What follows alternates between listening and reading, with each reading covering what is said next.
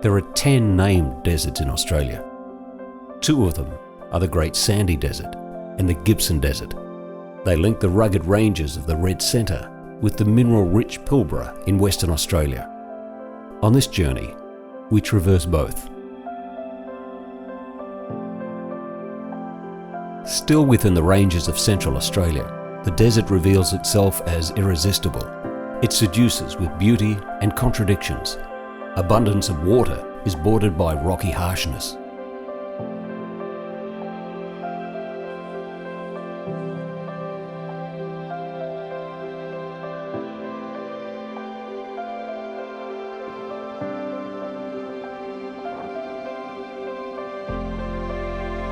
Mysterious.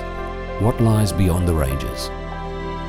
Curiosity becomes the motivation to travel deeper into the desert. If you could soar like an eagle, the desert might give you a glimpse. From up high, this desert has no qualms to display its shameless grandeur.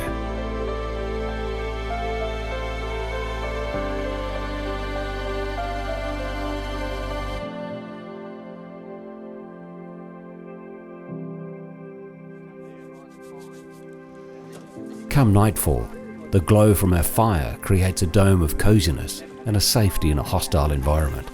Beyond, a blackness and a foreboding world.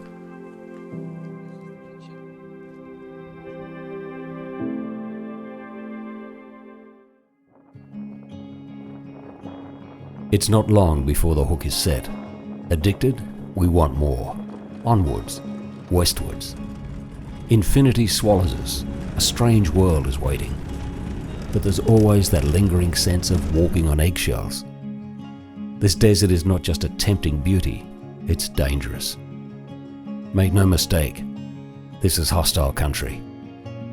Is that underlying danger the reason why we venture into the desert?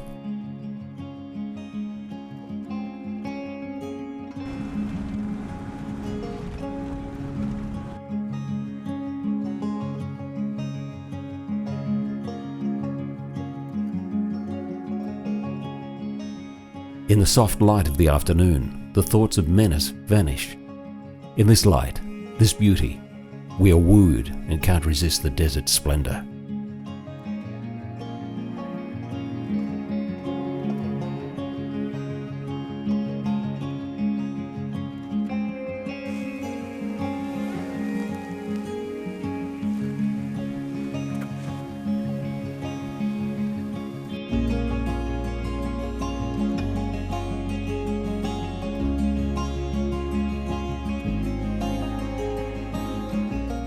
Deep in the desert, only age-worn mesas and crumbling hills are left from the mighty ranges of Central Australia.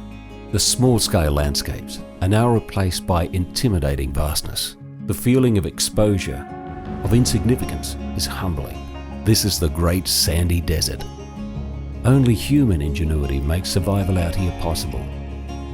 The desert hides its greatest treasure deep underground: water. A tiny green island in the sea of red dirt symbolises our dependency on technology. Aboriginal people who have roamed the desert for thousands of years have no need for bores and windmills. They know how to find water and survive. Their presence in the desert for thousands of years can be found here.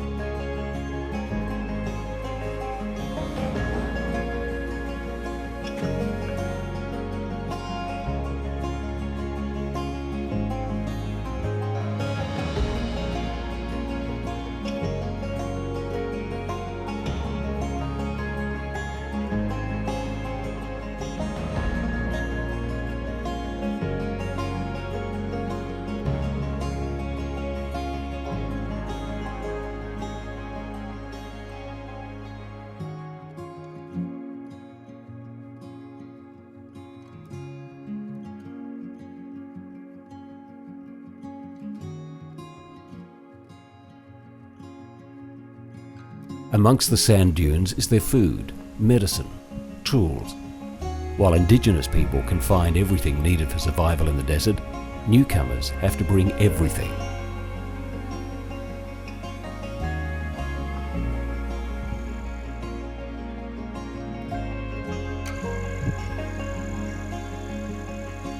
To experience these magic evenings out here in the wilderness, the logistics are massive.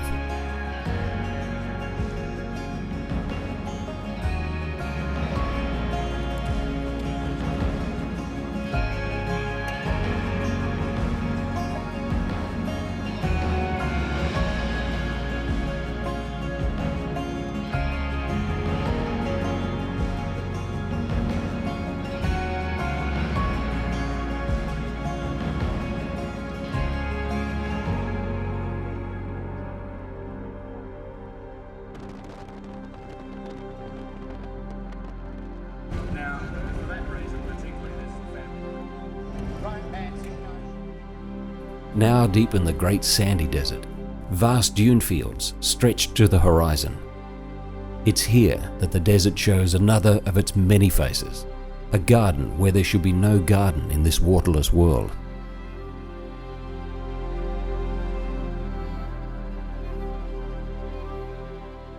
Then a dramatic change to the picture.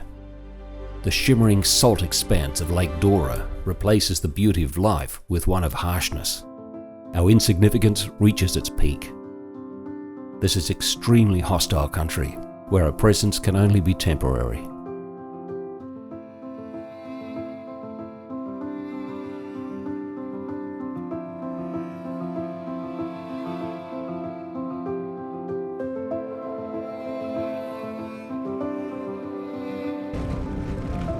When we venture into the desert, curiosity and perhaps lust for adventure might be the driving forces, or just a temporary escape from a world far removed from nature. It might be the romantic dream of purity, or becoming one with nature again, temporarily at least.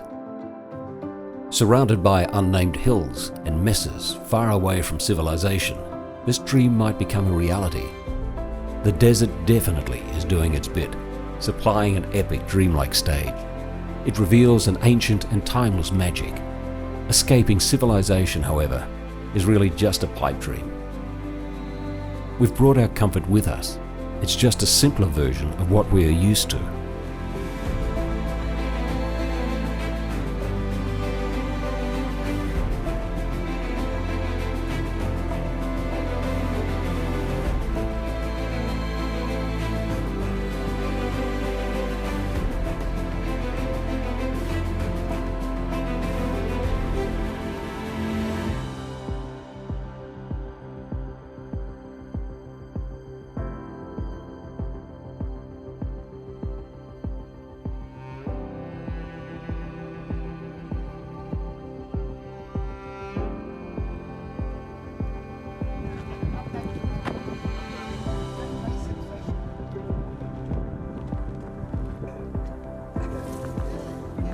Looking after the physical well-being becomes a priority. Glowing embers from the desert wood and a blackened grillage takes the place of the sophisticated gas-fired barbecue set up back home. Simplicity and some culinary skills create mouth-watering results. After a day exploring this extraordinary and ancient land, the sense of smell is strangely sharpened, the taste buds curiously attuned. This will be the best meal you've ever eaten.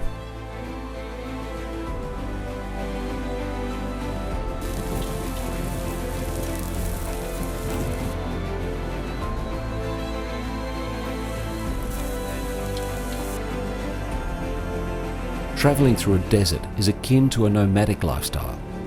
Always on the move, always in search of those special places. Inevitably, these special places are connected to the most precious element the desert has to offer: water. With water comes life and beauty, and a sense of safety. Here, hidden in the remote gorge, deep pools filled with the elixir of life. The harsh and hostile world stays outside the gates of this sanctuary, while the outside world still holds its own beauty.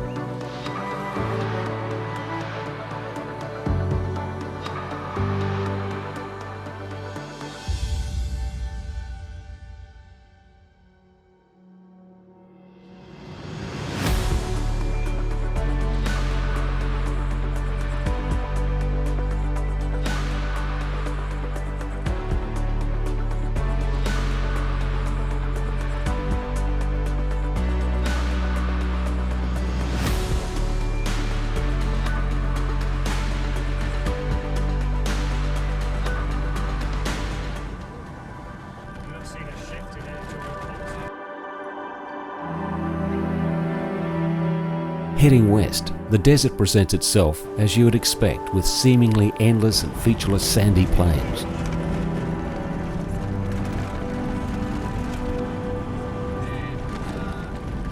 When the land rises, it becomes truly desolate and thirsty. This, however, is a ruse.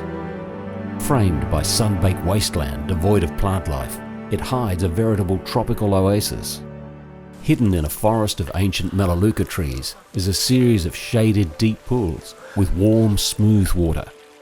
For the desert traveller, all that pent-up longing, desire and yearning becomes reality. This is truly paradise.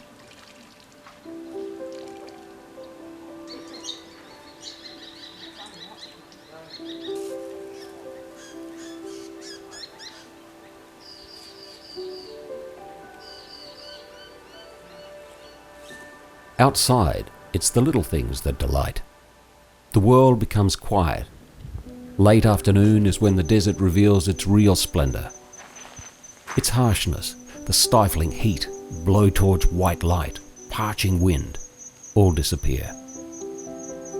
For a while, the desert reveals nothing but exquisite softness.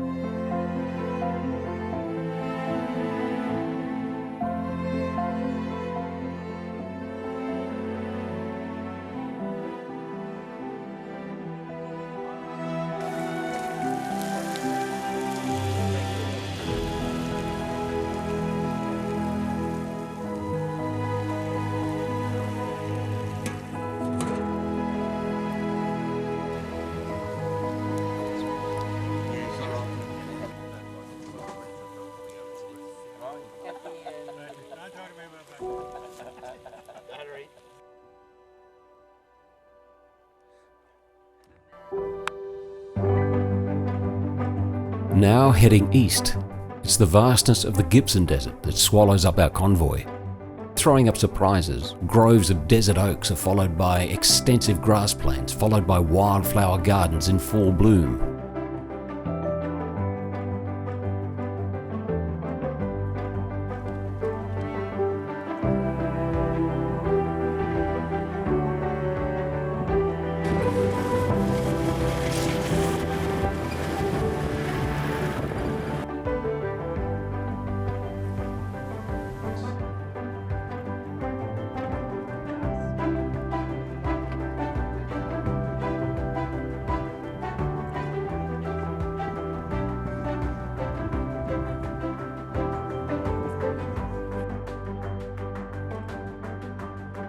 Rangelands, like islands in a vast sea of spinifex and sand, invite and show the Gibson Desert is anything but ordinary.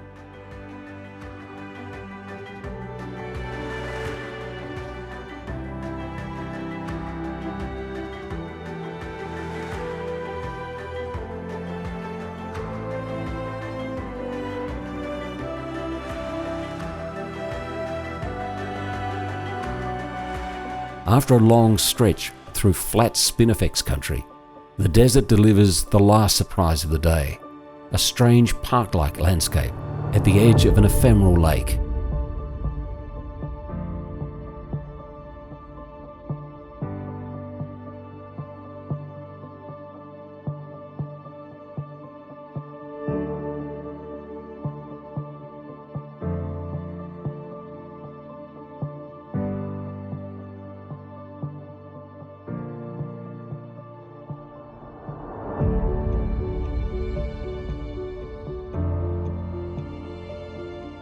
Endless plains, big skies. The scale is magnificent and intimidating. It's the desert's way of putting us in our place and reminding us that we're here only for a brief visit.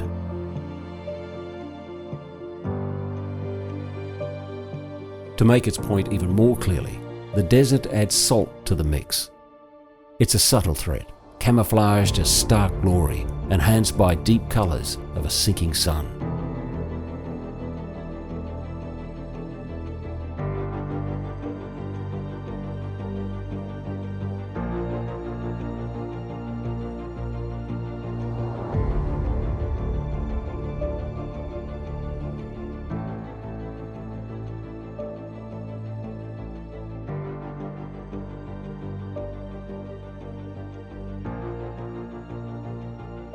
Change is now on the way. Rocky outcrops and hills begin to interrupt the monotony and add depth to the two-dimensional landscape. For a while, the infinite becomes finite.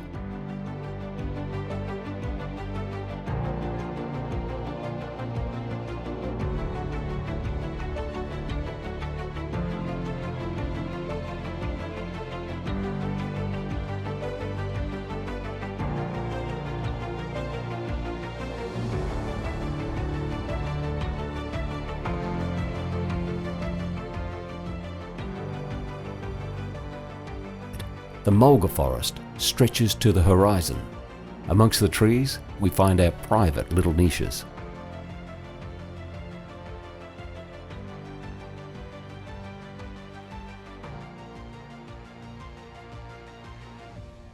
Then the approaching night once again brings us back to the soothing crackle and comfort of our welcome and warming fire.